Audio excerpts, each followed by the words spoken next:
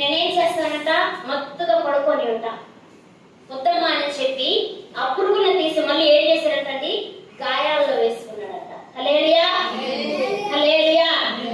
యోబు కలిగిన కష్టంలో పావు భాగం నన్ను అనుభవిస్తున్నావా?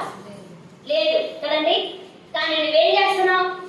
యోబుకి శరీరంలో అంత క్షీణించిపోయినా కానీ ఏం చేయలేదట, దేవుని మాత్రము విడిచిపెట్టలా. ప్రార్థన మానలా, విశ్వాసం మానలా, భక్తి మానలా, యథార్థత మానలా, చెడుతనాన్ని విసర్జించుకునేది మానలా. నష్టమే జరిగింది తన జీవితంలో.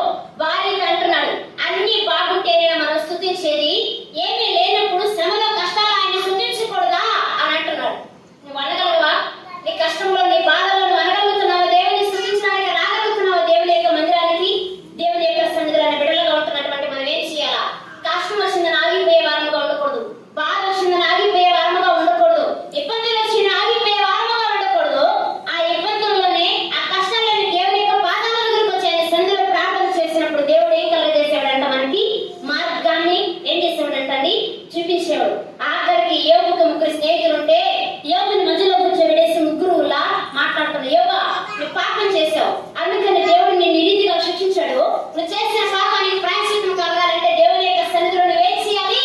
ప్రార్థన చేసి నీ పాపములు ఒప్పుకో అంటున్నాడు. అయితే దేవుడు చూసి చూసి ఆకాశం నుండి ప్రత్యక్షమై సుడిగాలిలో ఏం చేశారంటే యోబుని తీసుకెళ్ళిపోయి యోబుతో మాట్లాడి మళ్ళీ యోబుని ఆ ముగ్గురు మధ్యలో తీసుకొచ్చి పెట్టారు. సుడిగాలి తీసుకెళ్ళిపోయిన తర్వాత ఈ ముగ్గురు మాట్లాడుకుంటున్నారు. యోబుని ఆఖరికి పూడ్చిపెట్టేదాన్ని కూడా తను లేడే, భయంకరమైనటువంటి పాపాన్ని చేసి ఉన్నాడే అని అనుకుంటున్నారు. కానీ మళ్ళీ దేవుడు ఏం చేశారంట, ఆ ముగ్గురు మధ్యలో ప్రత్యక్షం. ఇప్పుడు ఎలా అయ్యాడంటే, ఎలా ఉన్నాడంట, మంచి శరీరము కలిగి ఉన్నాడంట.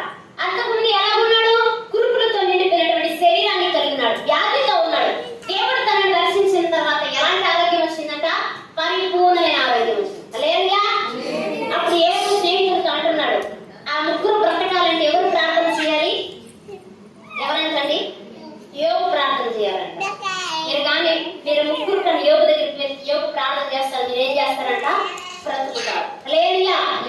షార్ట్ కట్ లో మీకు చెప్పుకుంటా వచ్చేసిన అంత లేదు కాకుండా, కానీ మొత్తానికి పూర్తిగా మనకి యోబు గురించి అర్థమైంది. ఏంటిది? కష్టంలో